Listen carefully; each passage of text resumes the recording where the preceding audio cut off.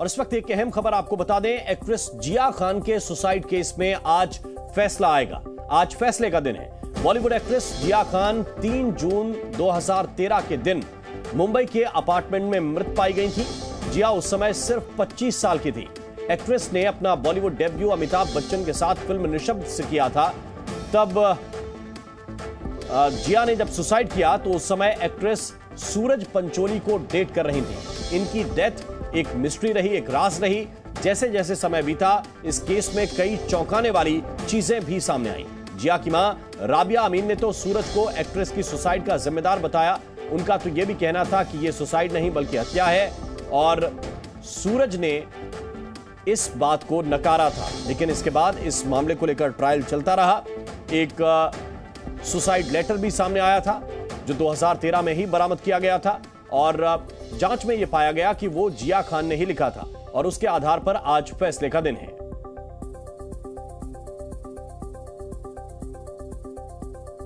Film अभिनेत्री जिया खान की खुदकुशी मामले में सीबीआई की विशेष अदालत आज अपना फैसला सुना सकती है। जिया खान 3 जून 2013 को अपने घर में मृत मिली थी। अभिनेता सूरज पंचोली पर जिया को आत्महत्या के लिए उकसाने का आरोप है। जिया की ओर से कथित रूप से लिखे गए 6 पन्नों के पत्र के आधार पर सूरज पंचोली को आरोपी बनाया गया था। पत्र में सूरज के साथ खान के संबंधों के साथ साथ कथित शारीरिक शोषण, मानसिक और शारीरिक यात्रा के बारे में बात की गई है, जिस वजह से जिया खान ने खुदकुशी की। सीबीआई के मुताबिक पत्र जिया ने ही लिखा था, जिसे मुंबई पुलिस ने अपनी जांच के दौरान 10 जून 2013 को जब्त किया था। सीबीआई के विशेष न्यायाधीश ए सैयद ने मामले में दोनों पक्षों की अंतिम दलीलें सुनने के बाद पिछले हफ्ते अपना फैसला 28 अप्रैल के लिए सुरक्षित रख लिया था। इस मामले में अभियोजन पक्ष की प्रमुख गवाह और जिया खान की मां राबिया खान ने अदालत से कहा है कि उनका मानना है कि ये हत्या का मामला है, न कि आत्महत्या का। बॉम्बे हाईकोर्ट ने मामले की नए सिरे से जांच की मांग वाली उनकी याचिका को पिछले साल खारिज कर दिया था। तो 2013 से 2023 और अब फैसले की घड़ी आने वाली। हमारे साथ हमारे दो सहयोगी अंकुर त्यागी और अश्विन पांडे इस वक्त जुड़े हुए हैं। पहले मैं अंकुर आपके पास आना चाहता हूं, क्योंकि बहुत ही हाई प्रोफाइल मामला था। सब चौंक गए थे कि एक युवा एक्ट्रेस जो एक तरह से करियर की शुरुआत कर रही है, अच्छी फिल्में जिसके पास हैं, वो आखिर खुदकुशी क्यों करेगी। इस मामले को लेकर जरा बताइए कि अब तक का बैकग्राउंड पीछे क्या रहा है और फैसला कब सुनाया जाएगा। क्या कोई समय निर्धारित हुआ है अदालत की ओर से? देखिए, आप बैकग्राउंड की बात कर रहे हैं। हम 3 जून 2013 की बात करते हैं। रात के तकरीबन 11:15 बजे है का वक्त था जब राबिया खान, जो कि जिया खान की मां हैं, उनको वो कमरे में जाती हैं और अपनी बेटी को सुसाइड की हालत में देखती हैं, और उसके बाद वो पुलिस को इन्फॉर्म करती हैं, और उसके बाद ये पूरा मामला मीडिया में और पब्लिक डोमेन में आता है। और उसके बाद कई इसमें कहानी ऐसी हैं जो अनफोल्ड थी, जो धीरे धीरे सामने आती चली जाती हैं। तकरीबन 3 दिन के बाद 7 जून का टाइम था, 7 जून का टाइम था। जो सिस्टर हैं इनकी, कविता नाम की सिस्टर है जिया खान की, उनको एक वॉलेट के अंदर ये लेटर मिलता है जिसको सो कॉल्ड सुसाइड लेटर कहा गया उस वक्त में। और उसके बाद जब ये पुलिस को हैंड ओवर किया गया, तब 10 जून को गिरफ्तारी होती है इस पूरे के पूरे मैटर में आदित्य पंचोली की बेटी सूरज पंचोली की, क्योंकि सूरज पंचोली को लेकर ये पूरा लेटर लिखा गया था। अब लब्बुलुआब ये है उस पूरे लेटर का कि उसके अंदर कई सारी ऐसी बातें कही गई जो इस पूरे केस से जुड़ी हुई थी, और इस पूरे केस की एक तरह से तस्वीर पेश करती हैं। इसके अंदर बिट्रेयल था, प्यार में धोखा था, विश्वासघात था, एक दूसरी महिलाओं के साथ संबंध होने की बात कही गई थी, प्रेगनेंसी की बात भी इसके अंदर मेंशन की गई है एक लाइन के अंदर, जो जिया खान से जुड़ी हुई थी और सूरज पंचोली से। और बिल्कुल जब इसकी जांच हुई तो सीबीआई ने यह माना कि यह लेटर जिया ने ही लिखा था, और यही मुख्य आधार रहा। हमारे साथ अश्विन भी इस वक्त जुड़े हुए हैं। अश्विन, लगभग कितने बजे तक फैसला आ सकता है?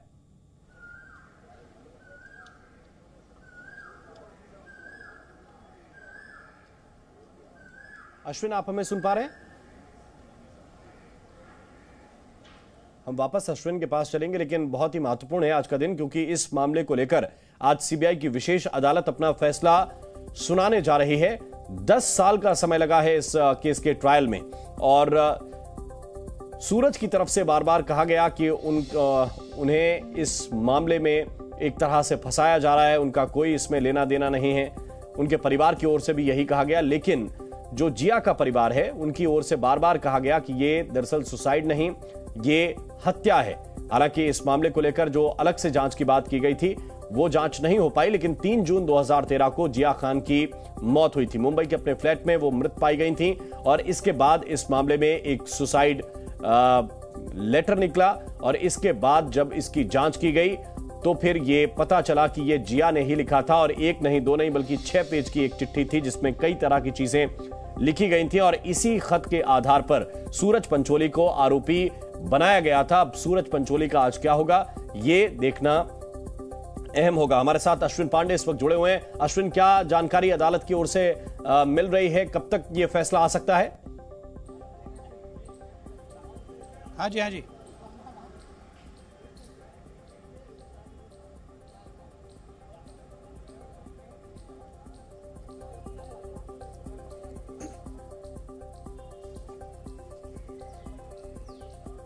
जी देखिए, 10:30 बजे सीबीआई स्पेशल कोर्ट जो है उसमें कोर्ट खुलेगा और उससे 15 से 20 मिनट बाद यानी कि 11 बजे के पहले उम्मीद है कि इस पर फैसला आ जाएगा। और जिस तरह से कुछ देर पहले ही राबिया खान से हमारी बातचीत हुई, उन्होंने कहा कि वो 11 बजे के पहले कोर्ट पहुंचेंगी। इसके अलावा सूरज पंचोली भी अपने घर से निकल चुके हैं क्योंकि एक एक्यूज्ड होने के नाते वो भी यहाँ मौजूद रहेंगे। देखना होगा कि आज जो फैसला आएगा वो किसकी तरफ होता है। जाहिर सी बात है, सूरज पंचोली के लिए बहुत अहम दिन होगा। उनका जो करियर है वो कहीं ना कहीं इस फैसले पर टिका होगा। अगर उनके खिलाफ ये फैसला जाता है तो उनके करियर पर इसका असर पड़ेगा, उन्हें जेल जाना पड़ सकता है। और अगर उनके पक्ष में फैसला आता है तो सूरज पंचोली के लिए बहुत बड़ी राहत होगी। और जैसा कि लगातार सूरज पंचोली के परिवार की तरफ से कहा जाता रहा है कि वो जिया खान के साथ उनके संबंध थे, रिलेशंस थे, लेकिन उनकी आत्महत्या को लेकर कहीं भी सूरज पंचोली ने कभी उकसाने की कोशिश नहीं की। यहाँ तक कि जिस दिन जो है जिया खान ने आत्महत्या की थी उस दिन भी लगातार उनके हैदराबाद का जो प्रोजेक्ट उनके हाथ से निकल गया था उसको लेकर एक तरह से सांत्वना देने की कोशिश सूरज पंचोली की तरफ से की जाती रही। जो बचाव पक्ष ने जो है हियरिंग के दौरान जब ट्रायल चल रहा था तो बचाव पक्ष की तरफ से कोर्ट में दलीलें रखी गई थी, जबकि जो है अभियोजन पक्ष से लगातार कहा जाता रहा कि सूरज पंचोली ने ही उस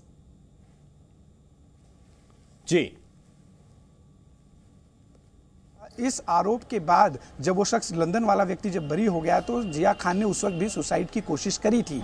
ये बताने की कोशिश कोर्ट में की गई कि सुसाइड की जो कोशिश है वो इसके पहले भी जिया खान ने किया हुआ है, उनके हाथ पे कुछ कट के निशान पहले से थे। तो ये जो सारी चीज़ें हैं वो कहीं ना कहीं एक तरह से बचाव पक्ष रखने में जो है पूरी कोशिश में जुटा रहा कि ये बताया जाए कि जिया खान की जो सुसाइडल टेंडेंसी थी वो बहुत पहले से रही है। ऐसे में सूरज पंचोली उनकी आत्महत्या को लेकर कहीं भी जिम्मेदार नहीं है।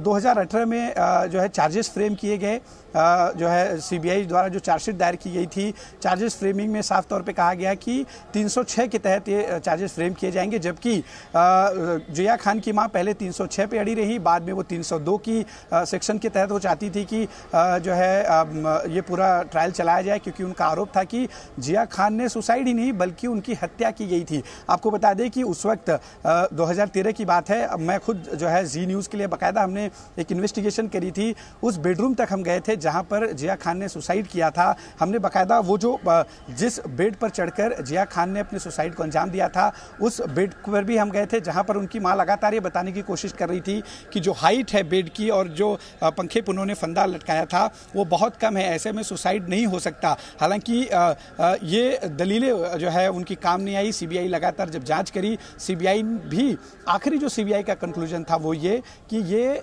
हत्या नहीं बल्कि सुसाइड है और उसी सुसाइड के तहत ये पूरा मामला चलाया जाए। अबेटमेंट सुसाइड का मामला जो है चार्जेस जो है फ्रेम किए गए 306 के तहत। 2018 से ट्रायल शुरू हुई और करीब 5 साल का ट्रायल खत्म होने के बाद अब जो है आज जो है ऑर्डर होगा। देखना होगा कि ये आदेश किसके पक्ष में जाता है। यहाँ पे एक बात और गौर करने वाली होगी कि जिया खान का जो सुसाइड नोट था वो उनकी आत्महत्या के करीब 3 से 4 दिन के बाद मिला था, यानी 7 जुलाई के आसपास, ऐसे में 7 जून के आसपास। ऐसे में ये बचाव पक्ष की दलील थी कि ये सुसाइड नोट बाकायदा राबिया और उनकी 2 अन्य जो बेटियां हैं उनके द्वारा लिखा गया ताकि सूरज पंचोली को फंसाया जा सके। हालांकि बचाव पक्ष की इन दलीलों को कोर्ट कितना मानता है, कोर्ट कितना संज्ञान लेता है, वो आज के आदेश में समझ में आएगा। जी बिल्कुल, यकीनी तौर पर यह बहुत ही महत्वपूर्ण है कि उस सुसाइड नोट को अदालत ने किस तरह से देखा है। और जो क्योंकि शुरुआत में जो जांच हुई, अंकुर मैं आपके पास आना चाहता हूं, क्योंकि ये जो जांच हुई उसमें तो ये कहा गया सीबीआई की ओर से कि ये ऐसा लगता है कि ये जिया खान की ओर से लिखा गया ही सुसाइड लेटर है। उसके पीछे तथ्य थे, उसके पीछे हैंडराइटिंग जो स्पेशलिस्ट है उसका पूरी रिपोर्ट और सीबीआई ने इसके साथ अटैच करी थी अपनी चार्जशीट के साथ, उसके आधार पर उन्होंने कहा था। इसके अलावा जो साइकोलॉजिस्ट के साथ बाकायदा इस बात को कंसल्ट किया गया कि लेटर किन परिस्थितियों में लिखा गया होगा और जिस तरह की भाषा का इस्तेमाल किया गया, जिस तरह के वर्ड्स का इस्तेमाल किया गया, वो क्या जो हैंडराइटिंग स्पेशलिस्ट हैं जो बता रहे हैं जिया खान की ही हैंड राइटिंग हो सकती है, जो उनका अपनी रिपोर्ट में दावा था, उससे वो कितना मैच खाता था। और ये दोनों रिपोर्ट्स को अपनी जो चार्जशीट है उसका हिस्सा सीबीआई ने उस वक्त बनाया था और इसी के आधार पर सीबीआई कह रही थी कि इसमें जो बातें कही गई जिसमें प्रेगनेंसी वाली बात भी है, वो सीबीआई ने बाकायदा अपनी चार्जशीट का हिस्सा बनाया था। लगातार हालांकि जो राबिया खान है वो लगातार कहती रही कि एक हत्या है, ये शुरुआत तो उनकी अबेटमेंट टू सुसाइड से हुई थी, तभी इसलिए आईपीसी के सेक्शन 306 का इस्तेमाल भी किया गया था। लेकिन बाद में राबिया खान लगातार कानूनी पहलू से, इसके अलावा मीडिया में जाकर लगातार इस बात को पुश करती रही कि ये एक हत्या है और उसके पीछे उन्होंने अपने कई सारे चीजें तथ्य रखे थे। हालांकि कोर्ट अभी जो फैसला कर रहा है वो अबेटमेंट टू सुसाइड की ही जो धारा है 306 उसके आधार पर करेगा और देखना होगा यहां से ये केस अब किस मोड़ पे जाने वाला है, क्योंकि दोनों पक्षों ने अपने जो फाइनल आर्गुमेंट्स हैं उनको पूरा कर लिया है। दोनों की कोशिश अपनी तथ्यों को पूरी तरह सामने रखने की, और अब यहां से कोर्ट के ऊपर है कि वो कोर्ट किस तरफ फैसला करता है। बिल्कुल यकीनी तौर पर यह अदालत के ऊपर ही है, लेकिन महत्वपूर्ण बात यह है कि ये भी जरा बताएं अश्विन आप कि सूरज पंचोली अभी बाहर हैं, वो भी पहुंचेंगे जब यह फैसला सुनाया जाएगा। जी बिल्कुल, सूरज पंचोली जानकारी के मुताबिक अपने घर से निकल चुके हैं। कुछ समय में वो सीबीआई अदालत में आएंगे, क्योंकि एक जो है आरोपी होने के नाते वो कोर्ट में मौजूद रहेंगे। आज उन पर फैसला आना है। सूरज पंचोली ने कुछ समय पहले जो है इंटरव्यू मीडिया को दिया था, उसमें उन्होंने बात कही थी कि उनका जो कीमती 10 साल रहा वो पूरी तरह से निकल गया। 20 जो उनकी 20 साल उस वक्त उम्र थी, वो अपने आगे के जो उम्र को अच्छे से जो है खुशनुमा तरीके से जी नहीं पाए। एक प्रेशर था उनके ऊपर इस मामले की वजह से, और वो लगातार कहते रहे कि उन्हें फंसाने की कोशिश की गई। अबेटमेंट में सीबीआई ने जब चार्जशीट फाइल कर दी तो राबिया ने उन्हें 302 में, यानी राबिया खान जो जिया खान की मां है, उन्हें 302 का आरोपी बताती रही और लगातार मीडिया में जाकर वो इस बात का कुछ फोटोग्राफ्स के जरिए जिक्र करती रही कि कैसे ये सुसाइड नहीं, कैसे आत्महत्या उकसाने का मामला नहीं, बल्कि ये हत्या है। हालांकि उनकी इन दलीलों को हाई कोर्ट ने पहले खारिज किया, इसके बाद सुप्रीम कोर्ट ने खारिज किया, जिसके बाद ट्रायल शुरू हुआ, चार्जेस फ्रेम हुए, ट्रायल शुरू हुआ। बिल्कुल, और आज इस पर फैसले का दिन है, फैसले की घड़ी आने वाली है और सूरज के भविष्य का फैसला भी इसी फैसले पर टिका हुआ है। आप दोनों का बहुत बहुत शुक्रिया, बहुत बहुत धन्यवाद हमारे साथ जुड़ने के लिए और ये जानकारी दर्शकों तक पहुंचाने के लिए। तो मुंबई के फ्लैट में जिया का शव मिला था। 3 जून 2013 को यह वारदात हुई थी और 10 साल के बाद अब इस पर फैसले का वक्त आ रहा है। उन्होंने जो चिट्ठी लिखी उसमें मानसिक और शारीरिक शोषण का जिक्र किया था। सूरज पंचोली पर इसके आरोप लगाए गए थे। जिया खान की मौत मामले में अब फैसला आने वाला है। जी न्यूज़।